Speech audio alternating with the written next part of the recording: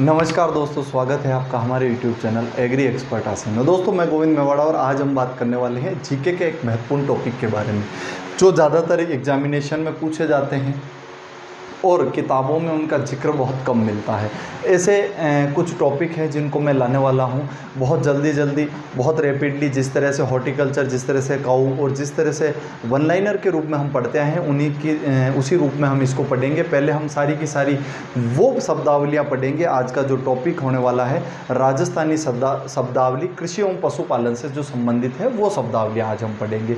अब इनमें से पहले तो हम पढ़ेंगे पूरी की पूरी जो पूछी जाती है वन लाइनर के रूप में। उसके बाद अगला जो वीडियो होगा बहुत छोटा वीडियो होगा, लेकिन उसमें वो क्वेश्चन सारे के सारे क्वेश्चन मैं रिपीट करवाऊंगा आपके। वो क्वेश्चन मैं बताऊंगा जो आज तक एग्रीकल्चर या राजस्थान के किसी भी एग्जामिनेशन में इस टॉपिक से संबंधित पूछे हुए हैं। तो शुरुआत करेंगे आज के वीडियो की कृषि शब्दावली या पशुपालन की जो राजस्थानी शब्दावली है उसकी। उससे पहले आप सभी से निवेदन है कि अगर आप हमारे चैनल पर नए हैं तो हमारे चैनल को सब्सक्राइब जरूर करें, पास ही बेल आइकन को जरूर दबाएं जिससे हर नए वीडियो का नोटिफिकेशन सबसे पहले आपके पास पहुंचे। और ज़्यादा से ज़्यादा शेयर जरूर करें, कमेंट में जरूर बताएं कि आपको वीडियो कैसा लगा। और अगर इससे पहले के वीडियो आपने अभी तक नहीं देखे हैं तो डिस्क्रिप्शन बॉक्स में इसके लिंक मिल जाएंगे, आपको आई बटन में इनके लिंक मिल जाएंगे। वहां जाकर आप देख सकते हैं किसी भी वीडियो का जो मैंने आपको पढ़ाया है उसका अगर पीपीटी माफ़ कीजिएगा पीडीएफ अगर आपको चाहिए तो वो पीडीएफ आपको मिल सकती है। आप मुझे मेरे व्हाट्सएप नंबर पे या कमेंट बॉक्स में अपने नंबर देकर मुझे लिख सकते हैं कि मुझे इस पर्टिकुलर वीडियो की पीडीएफ चाहिए। शुरुआत करेंगे आज की इस वीडियो की। अब बात की जाए कि पहली बात आती है, क्वेश्चन पूछा जाता है सीधा सीधा इस तरह से पूछा जाता है, निम्न में से पीवल किसे कहा जाता है। देखिए ये जमीन का या रेवेन्यू संबंधी एक वर्ड है पीवल। ऐसी जमीन जो सिंचित हो या सिंचित भूमि को क्या कहा जाता है, पीवल कहा जाता है। अगली बात आती है चाही की। जब भी आप खेतों की नकल निकालने या जमाबंदी निकालने जाते हैं उसमें एक किस्में आती है, चाही फर्स्ट, चाही टू, बारानी। तो इनका पूछा जाता है कि चाही का मतलब क्या होता है। ऐसी जमीन जिसकी सिंचाई हेतु सिंचाई स्रोत उपलब्ध हो, जैसे उस पर कुआं है या नलकूप के द्वारा अगर सिंचाई हो रही है तो ऐसी जमीन क्या कहलाएगी, चाही कहलाएगी। उसी तरह एक वर्ड आता है बारानी। दैट मीन्स क्या है, वो बारिश के आधार पर निर्धारित है। बारानी अगर कहीं लिखा हुआ है तो उसका मतलब है बारिश के आधार पर उसका खेती होती है, वर्षा के अलावा इरिगेशन का कोई सोर्स नहीं। वहीं बात आती है नहरी। दैट मीन्स वो क्या है, आपके नहरी क्षेत्र में है और नहर से उसकी पिलाई होती है, ये इसकी भूमि संबंधी है। उसके बाद बात आती है बारानी की, मैं बात कर चुका हूँ, बिना सिंचाई की खेती या वर्षा आधारित खेती। वहीं बात आती है एक और जमीन का नस्ल आती है बीड़ या बीड़ा। उसका मतलब होता है पशुओं को चराने के लिए जो स्थान रखा जाता है वो बीड़ कहलाता है, यानी उस पर खेती नहीं होती है। चारा मतलब पशुओं के चरने के लिए वो स्थान होता है वो बीड़ कहलाता है या बीड़ा कहलाता है। उसके बाद बात आती है बंजर।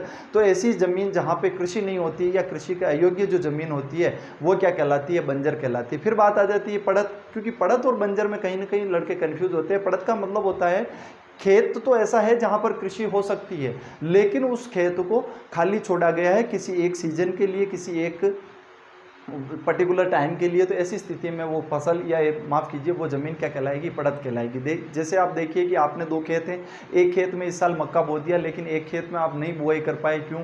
हो सकता है इरिगेशन सोर्स नहीं मिला, हो सकता है आप उसमें इंटरेस्टेड नहीं थे कि बहुत ज़्यादा वर्कलोड हो जाएगा, हमें अच्छी तरह से मजदूर नहीं मिल पाते, तो आपने उस खेत को छोड़ दिया। ऐसी स्थिति में वो खाली खेत क्या कहलाएगा, पड़त कहलाएगा।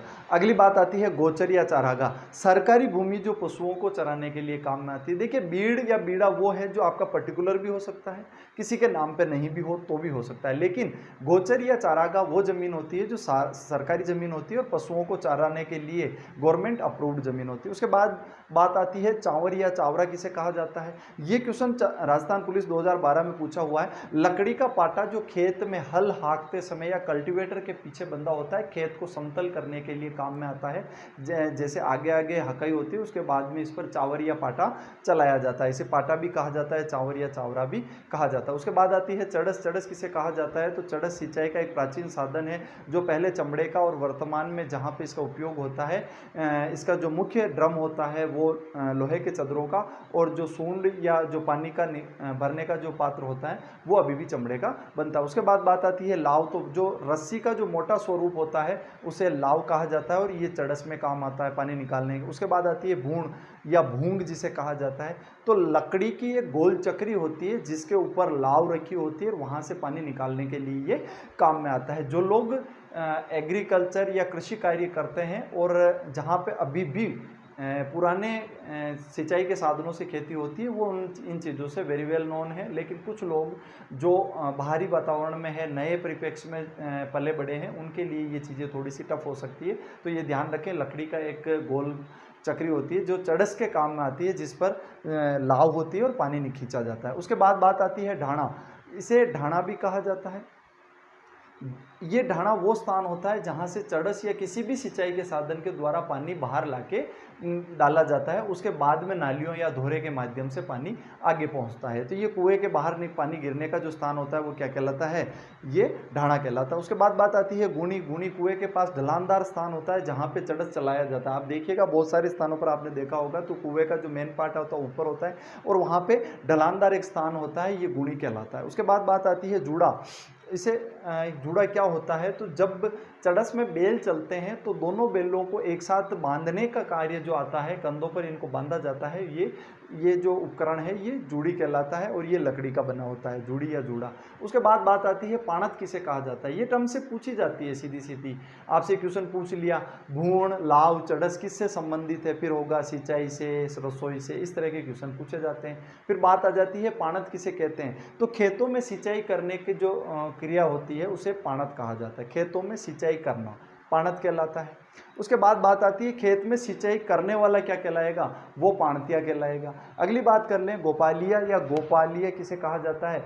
तो कपास या बाजरा काटने का एक उपकरण जो होता है उसे गोपालिया या गोपालिया कहा जाता है। उसके बाद बात आती है गोफन।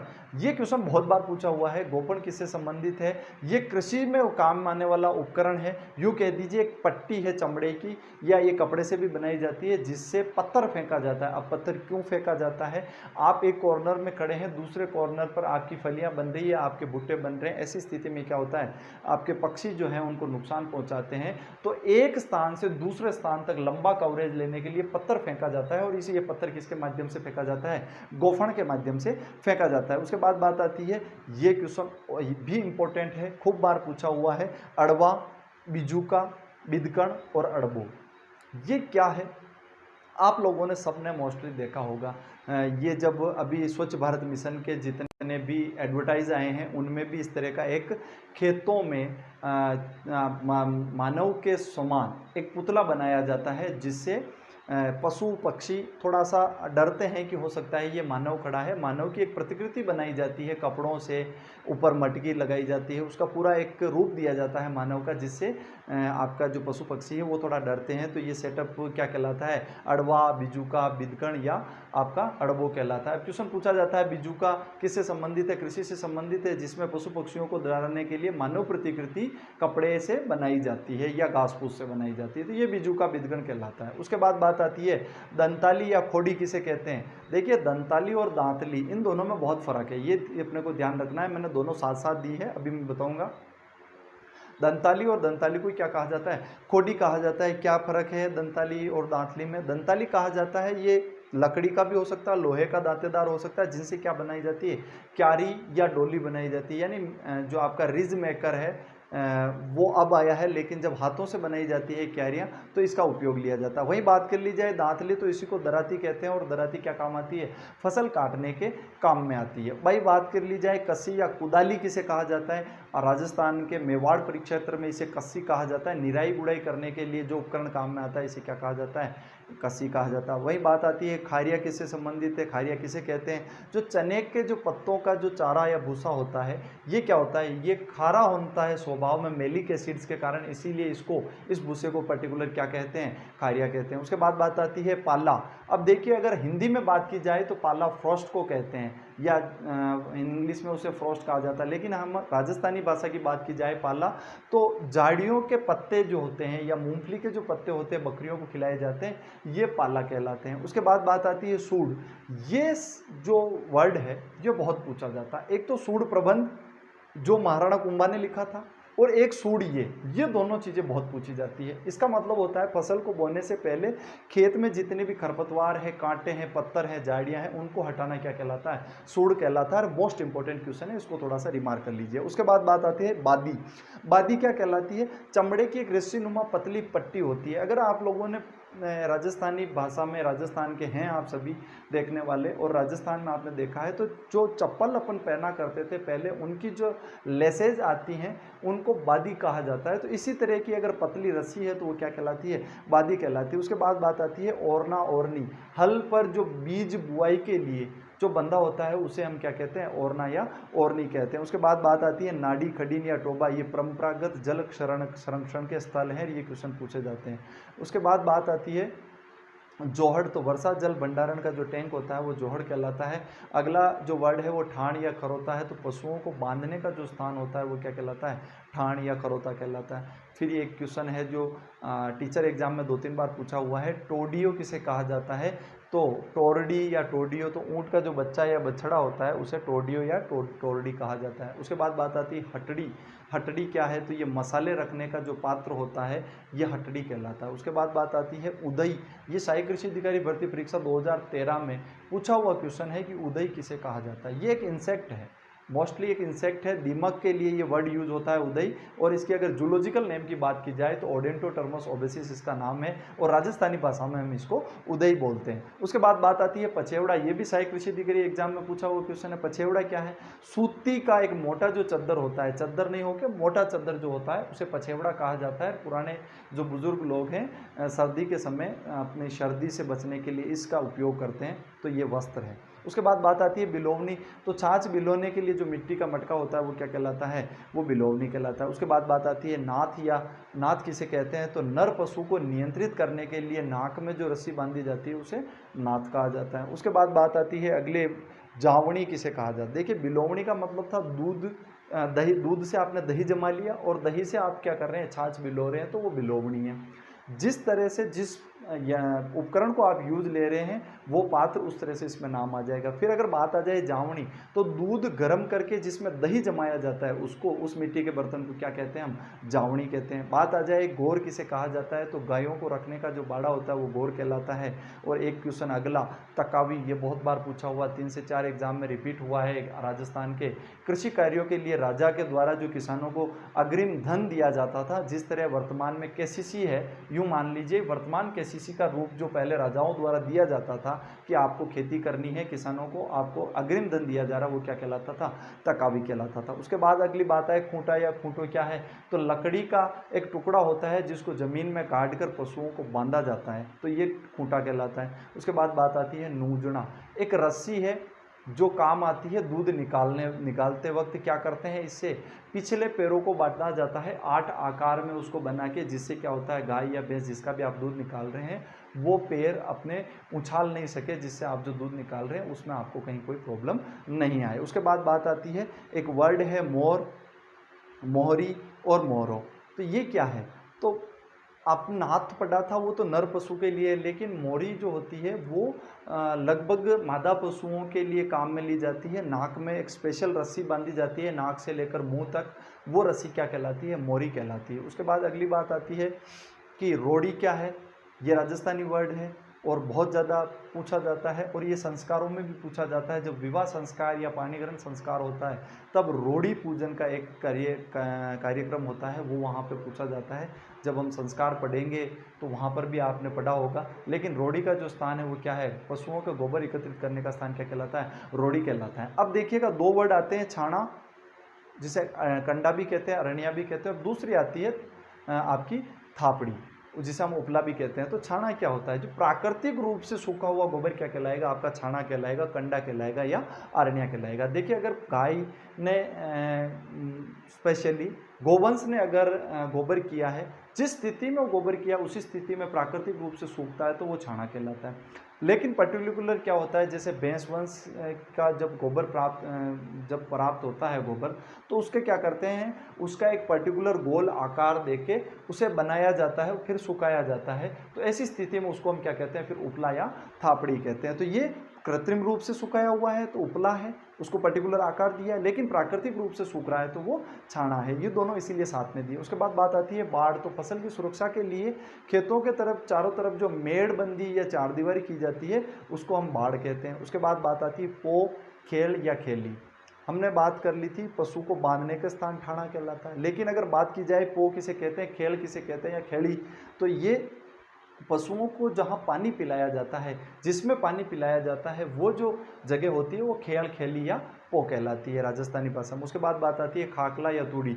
तो गेहूं, जौ या किसी भी फसल का जो भूसा है उसको राजस्थानी भाषा में खाकला, यानी मेवाड़ी जोन या सदर्न राजस्थान जोन की बात की जाए तो खाकला, और अगर बात कर ली जाए जयपुर से गंगानगर की तरफ की तो वहाँ पे इसे तूड़ी कहा जाता है। उसके बाद बात आती है लहास किसे कहा जाता है, तो खेतों में सामूहिक रूप से बिना परिश्रम के किया जाने वाला कार्य की प्रथा है, यानी आज आप मेरे लिए कर दीजिए, कल मैं आपके लिए कर दूंगा, तो ये जो स्थिति होती है ये लहास कहलाती है। उसके बाद अगली बात आती है निनाण किसे कहते हैं, खेतों में निराई गुड़ाई करने की क्रिया क्या कहलाती है, निनाण कहलाती है। उसके बाद बात आती है कुड़पा। तो ये कुड़पा एक यंत्र है जो क्या काम आता है, खड़ी फसल में खरपतवार निकालने के लिए काम आता है। वैसे तो ये पहले बैलों के द्वारा चलाया जाता था, जिनमें रो टू रो मेंटेन होती है, यानी लाइन से लाइन की दूरी मेंटेन होती है, ज़्यादा दूरी होती है, वहाँ पे बैलों के द्वारा निकाला जाता था। लेकिन वर्तमान में मोटरसाइकिल्स के पीछे या बहुत सारे यंत्र ऐसे आने लगे हैं जिनसे ये कार्य किया जाता है। उसके बाद आता है हलबो। तो खड़ी फसल में कुलपा चलाकर जो खरपतवार निकाली जाती है इस क्रिया को क्या कहते हैं, हड़बो कहा जाता है। उसके बाद बात आती है लावणी। तो फसल पकने के बाद जब फसल की कटाई की जाती है तो इस क्रिया को क्या कहा जाता है, लावणी कहा जाता है। उसके बाद आता है वर्ड एक ललबो। बहुत इंपॉर्टेंट क्वेश्चन है। पक्षी को डराने के लिए जब मरे हुए पक्षी कोए को लटकाया जाता है तो वो क्या कहलाता है, ललबो कहलाता है। उसके बाद बात आती है लूरना या लूरबो। तो खड़ी फसल में हाथ से जब खरपतवार निकाली जाती है तो इसको क्या कहते हैं, लूरना या लूरबो कहते हैं। उसके बाद बात आती है उफड़ना या उफड़नो। तो मड़ाई के बाद अगर आप दानों को भूसों से अलग कर रहे हैं, वो हवा के तरह द्वारा हो सकती है, किसी भी द्वारा हो सकती है, तो इसको हम क्या कहते हैं, उफड़ना या उफड़नो कहते हैं, और इंग्लिश में इसे हम विनोइंग मेथड कहा जाता है। उसके बाद बात आती है अगली, ओगाड़ो किसे कहा जाता है। जब आप पशु को ठाण में बांध रहे हैं उस जगह पर या कहीं भी अगर उसको आप चारा खिला रहे हैं तो लास्ट में जब वो खाते खाते कुछ डंठल या घास का जो शेष भाग छोड़ देता है उसे हम क्या कहते हैं, ओगाड़ो कहते हैं। भाई बात आती है कांजी होद। तो ये क्या होता है, आवारा पशुओं को बंद करने के लिए एक राजकीय बाड़ा होता था। गाँवों में पंचायतों के बाहर एक ऐसा स्थान बनाया जाता था जहाँ पे आवारा पशु जो बहुत ज़्यादा नुकसान करते हैं उनको फिर जिस जगह पर रखा जाता है तो उसे क्या कहा जाता है,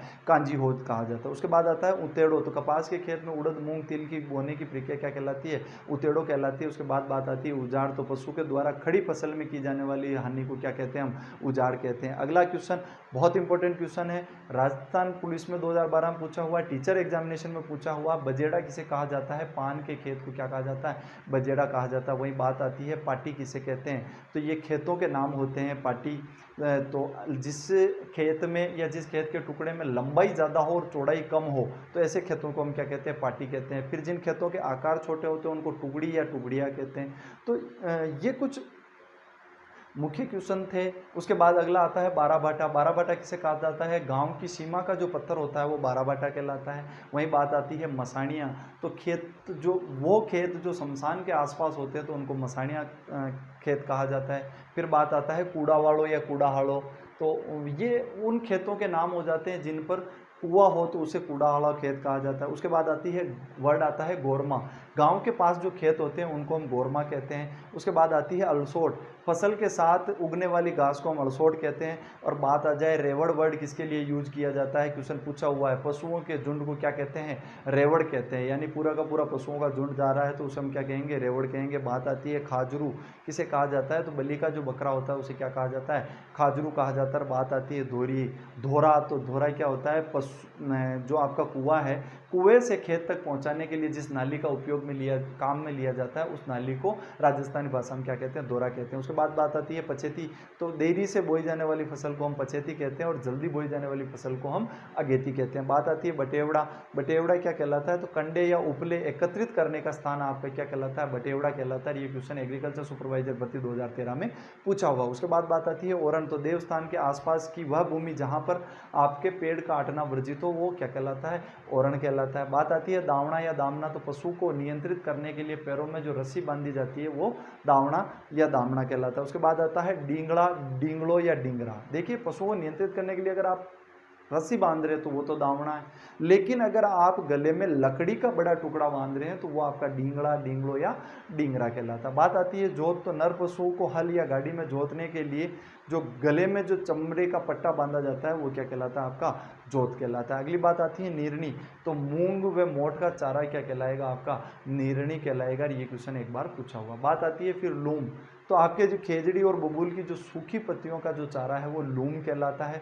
अगली बात आती है कड़बी, तो जवार, बाजरा, मक्का, इन 3 फसलों का जो सूखे डंठल होते हैं जिनको चारे के रूप में काम में लेते हैं, भले उनको काट के ले या पूरे के पूरे ले, तो ऐसी स्थिति में इनको हम क्या कहते हैं, कड़बी कहते हैं। फिर एक उपकरण आता है जेवा, राजस्थानी भाषा में इसे कहा जाता है लकड़ी का एक वाई आकार का होता है जिससे आप कांटों को पलटना या एक स्थान से दूसरे स्थान तक ले जाने की क्रिया करते हैं, उसे जेवा कहा जाता है। उसके बाद धावड़ा, ये कुएं से बाहर पानी निकलने का जो स्थान होता है जहाँ पे पानी गिरता है उसे धावड़ा कहते हैं। इसी के लिए एक वर्ड पहले आ चुका है, धावड़ा भी इसे कहा जाता है। बात आती है फिर धावड़िया, तो कारवा व काफिलों को जो पहले लूटा करते थे उनको पहले धावड़िया कहा जाता था, और RS प्री की 2012 में एग्जाम क्वेश्चन पूछा हुआ। एक ये क्वेश्चन है, बहुत इंपॉर्टेंट क्वेश्चन है, रेगिस्तान में उत्पन्न वायु भंवर को क्या कहा जाता है। यह क्वेश्चन पूछ लिया जाए कि राजस्थान में गर्मी के दिनों में उत्पन्न वायु भंवर को क्या कहा जाता है, तो बबूलिया या बुबूलिया कहा जाता है। ये एग्जाम में बहुत बार पूछा हुआ क्वेश्चन है।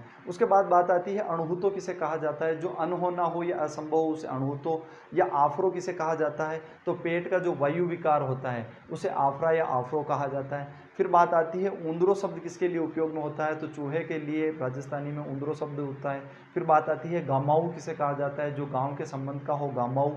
ज्ञापन पशु किसे कहते हैं, तो गर्भवती जो पशु होता है उसे ज्ञापन पशु कहते हैं। डागलो शब्द किसके लिए उपयोग में लिया जाता है, तो मकान की जो छत होती है उसे डागलो कहा जाता है। बात आ जाती है तकड़ियों की, तो जो छोटा तराजू होता है उसे तकड़ियों कहा जाता है। बात अगला जो वर्ड है वो तनी, वस्त्र सुखाने के लिए जो रस्सी काम में ली जाती है उसे तनी कहा जाता है। बात आती है अगली कलेवा या सिरावण किसे कहते हैं, तो सुबह का जो भोजन होता है उसे कलेवा कहते हैं। देखिए भोजन के समय के आधार पर नाम बटे हुए हैं, यहाँ से क्वेश्चन बहुत बनते हैं। अगर राजस्थान में आप सुबह सुबह भोजन कर रहे हैं, कहीं जा रहे हैं, तो वो कहेंगे आप कलेवा कर लीजिए, सिरावण कर लीजिए, दैट मीन्स आपका सुबह का भोजन है। वही बात आ जाती है अगर आप दोपहर में भोजन कर रहे हैं तो दोपहरी हो जाएगा, और अगर वही भोजन आप रात को कर रहे हैं तो उसे ब्यालू करना या ब्याड़ू कहते हैं। ये थोड़ा सा आप ध्यान रखना। उसके बाद आती है लूणो या लूणियों किसे कहते हैं, तो मक्खन को कहा जाता है। देवरा या देवरे, राजस्थान में जो लोक देवता हैं उनका जो पूजा स्थल या चबूतरा होता है वो देवरा कहलाता है। और पर्चा किसे कहा जाता है, तो देवताओं के द्वारा जो चमत्कारिक कार्य होते हैं उन्हें पर्चा देना कहते हैं।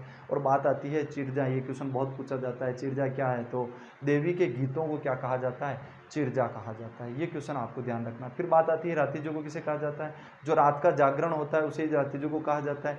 और कुछ भोपे जो होते हैं वो नावा पहनते हैं, प्रतिकृति पहनते हैं, तो नावा किसे कहते हैं, भोपो या भक्तों द्वारा किसी धातु की बनी हुई लोक देवता की जो प्रतिकृति होती है उसे हम नावा कहते हैं, गले में पहना जाता है। एक अगला क्वेश्चन बहुत इंपॉर्टेंट है, टीचर्स एग्जाम में पूछा हुआ है, नेत्रा, नेता या नांगला किसे क्या है, तो ये छाछ बिलोने की जो रस्सी है उसका ये नाम है नेता, नात्रा या नांगला। बात आती है जेरना या रई क्या है, तो छाछ बिलोने के लिए जो लकड़ी का जो यंत्र का उपकरण काम में आता है वो जेरना या रई कहलाता है। नेड़ी क्या है, तो छाछ बिलोने के लिए जिस खूंटी पर नेत्रा, नांगड़ा या नेता बांधा जाता है उसको हम क्या कहते हैं, नेड़ी कहते हैं। बात आती है गिलोड़ी की, मैंने पहले ही बताया था, छाछ बिलो रहे हैं, बिलोवणी, दही जिमा रहे हैं, जावणी, और अगर आप घी ले रहे हैं तो उस मिट्टी के बर्तन को आप क्या कह लेंगे, गिलोड़ी कह देंगे। ये कुछ थे वर्ड जो राजस्थानी भाषा में कृषि एवं पशुपालन से संबंधित थे या भूमि से संबंधित थे। उम्मीद करता हूँ ये वीडियो आपको पसंद आया होगा। अगर कहीं कोई कन्फ्यूजन हो तो आप मुझे व्हाट्सअप पर या कमेंट बॉक्स में पूछ सकते हैं। इसके संबंध में अगर आपको PDF चाहिए तो भी आप मुझे कमेंट बॉक्स में या मेरे व्हाट्सअप पर पर्सनल आप बोल सकते हैं, मैं आपको भेज दूंगा। इसके अलावा इस वीडियो के बाद में एक छोटा सा वीडियो मैं और डालूंगा जिसमें 15 से 20 क्वेश्चन जितने पहले एग्जामिनेशन में आए हैं उनका मेंशन मैं करूंगा। मिलते हैं उस वीडियो के साथ, तब तक के लिए धन्यवाद। जय हिंद, जय भारत।